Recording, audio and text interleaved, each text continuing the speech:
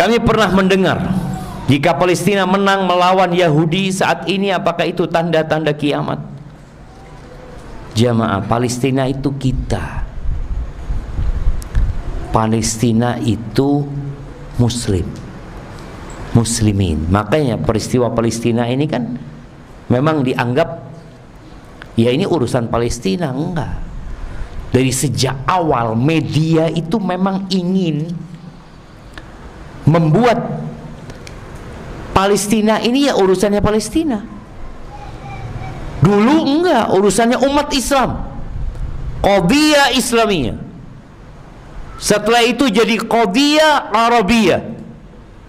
Setelah itu jadi qadhiyah Filistiniyah. Setelah itu jadi qadhiyah Gaza. Kalau bicara tanda-tanda kiamat, banyak tanda-tanda kiamat yang belum turun. Yang jelas Allah Azza wa Jal akan memenangkan umat Islam. Dan ketika terjadi perang nanti jamaah, yang umat Islam akan menghabisi orang-orang Yahudi yang zalim itu, Nabi SAW menjelaskan kondisi itu. Sampai bebatuan berbicara, sampai pohon bicara. Bayangin jamaah, pohon itu memanggil, ya muslim warai Yahudi faqtulhu. Batu pun mengatakan, ya muslim warai Yahudi faqtulhu. Ya, itu akan terjadi. Tapi kapan kita nggak tahu. Makanya kita ini harus memperbaiki diri kita. Barakallahu fikum. Ustadz, apa hukumnya seorang wanita yang keluar rumah tanpa izin suami? Kayaknya dia udah tahu jawabannya. Tapi mungkin istrinya lagi ada di sini. Iya, perempuan itu harus izin keluar rumah. Izin kepada suami itu ada izin umum, ada izin khusus. Izin umum itu yang dia ngomong, bang kalau keluar rumah nggak apa-apa ya, nggak usah ngomong sama abang, aku mungkin perlu ke warung ya, aku mungkin perlu ke sini, seperti itu. Oh ya fadl gitu. Tapi kalau mau jauh-jauh kabarin gitu. Kenapa? Karena ada perempuan yang suaminya datang ke rumah dia nggak ada. Datang assalamualaikum, nggak ada istrinya, nggak ngomong. Nah di sini akan terjadi keributan.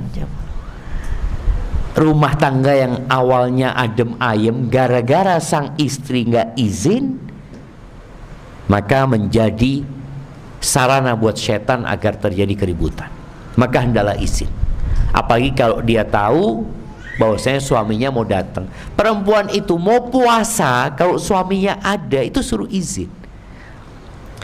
Mau ke masjid suruh izin, tapi suami nggak boleh ngelarang. Ingat suami-suami ini, kalau istrinya mau datang ke masjid, mau ikut kajian, nggak boleh dilarang. Apa kata Nabi SAW? La tamna'u ima Allah masajid Allah. Subhanallah jemaah. Nabi mengatakan, jangan kalian halangi, jangan kalian larang hamba-hamba wanita Allah dari masjid-masjid Allah. Supaya suami tahu, iya engkau berkuasa, engkau komandan, tapi engkau nggak boleh melarang dia ke masjid, nggak boleh. Jadi suami sebagai pemimpin, tapi ingat dia adalah hamba Allah juga. Suami harus taat dengan aturan Allah SWT.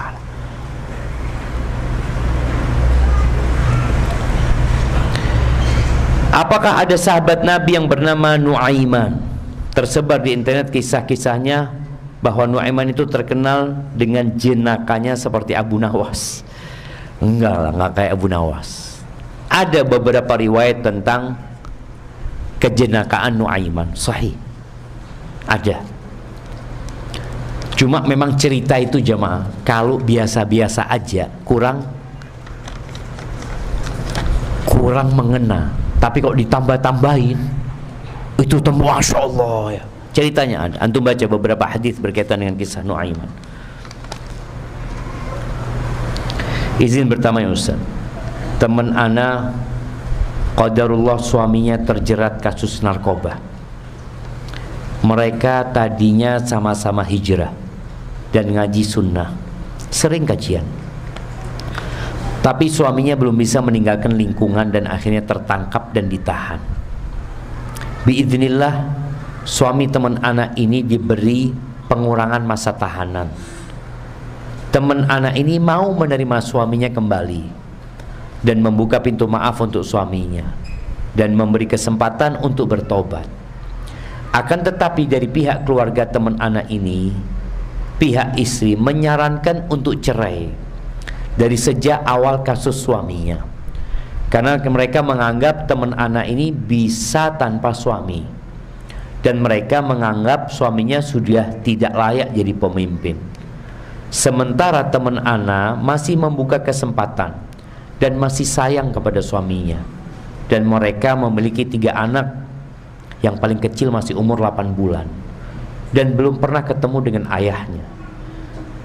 Apa yang harus dilakukan untuk menyikapi keluarga yang menginginkan pisah tapi teman anak masih mau dengan suami tersebut? Jazakumullahu khairan. Nah, nggak ada yang nggak mungkin.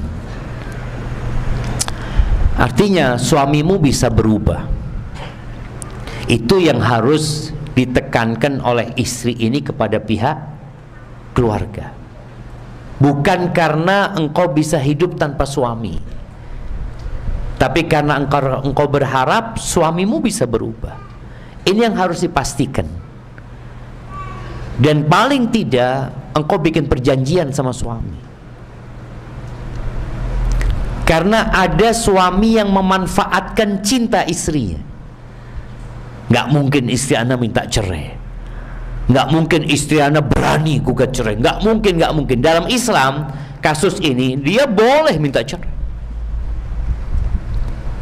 tapi karena sang istri masih berharap suaminya bertobat kepada Allah, ini yang perlu engkau sampaikan kepada keluarga. Nggak, aku mau kasih kesempatan lagi buat dia, dan sampaikan kalau ternyata dia ngulangin lagi, sudah, dan sampaikan itu juga kepada suami. Bukan hanya disampaikan, ketika disampaikan kepada suami harus bikin kesepakatan. Karena kalau dia cuma ngomong dia mau berubah tapi kawannya tetap, ya nggak akan berubah. Harus hijrah juga dia dari tempat kerjanya, harus meninggalkan kawan-kawannya. Maka yang membunuh 100 orang itu, apa kata orang alim itu? Engkau bisa bertobat, gak ada yang menghalangimu dari tobat, tapi engkau harus hijrah. Engkau tinggalkan kampungmu, baru engkau jadi benar. Tatkala seorang ngomong dia bertobat tapi tetap berada di lingkungan yang seperti itu, ya balik lagi dia. Maka itu mungkin yang perlu difahamkan. Bagaimana seorang istri ini, seorang anak ngomong sama orang tua, aku akan kasih kesempatan, aku akan bikin kesepakatan. Jadi dikasih kesempatan tapi juga bikin kesepakatan bahwa dia akan berubah. Ada seorang istri, subhanallah, yang suaminya berzina. Sang istri mau nerima suaminya lagi, asalkan satu, dia tinggalkan pekerjaan itu. Dan alhamdulillah ditinggalkan pekerjaan itu, benar akhirnya. Tapi kalau dia tetap di tempat yang sama, yang di situ dia berbuat dosa, ya boleh jadi dia akan tertarik lagi dengan dosa itu. Barakallahu fikum.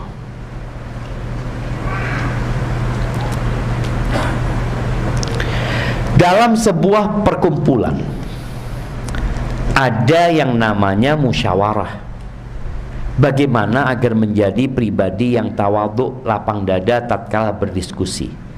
Karena tidak jarang keretakan suatu hubungan terjadi setelah musyawarah. Iya, yang pertama ketahuilah, dalam musyawarah itu ada yang namanya ketua. Ada yang jabatannya lebih tinggi dari antum. Biasanya ketua ngajak musyawarah. Ketika musyawarah, antum harus belajar menerima pendapat orang lain. Tidak selalu pendapat antum benar. Boleh jadi antum meyakini pendapat antum benar, tapi tatkala terjadi pengambilan keputusan ternyata pendapat antum nggak diambil. Antum ingat perang Uhud? Ketika perang Uhud, Nabi SAW dan orang-orang tua itu berpendapat, nih musyawarah nih, bertahan di dalam kota Madinah. Yang muda-muda yang kemarin gak ikut perang Badar, oh mereka enggak, kita hadapin mereka di luar. Akhirnya Nabi SAW mengikuti pendapat sahabat-sahabat itu, kemudian kalah. Apakah setelah terjadi kekalahan mereka sahabat-sahabat mencela yang berpendapat untuk keluar dari kota Madinah? Enggak dicela, karena tatkala selesai musyawarah, hasil keputusan itu adalah hasil keputusan bersama. Bukan karena antum nggak setuju, anda nggak ikut-ikut, enggak, antum harus ikut dalam hal itu. Dan selalu berbaik sangka dengan orang lain. Boleh jadi pendapat dia lebih bagus ya. Dan kita musyawarah jemaah. Kita di STD musyawarah ya. Kadang kala diskusi panjang ini itu. Yang terakhir ya sudah. Nanti keputusan mudir menyebutkan ini, ya sudah kita. Ada orang mengatakan, buktikan bentar lagi. Gak mungkin benar pendapat itu. Gak boleh antum. Antum harus berdoa.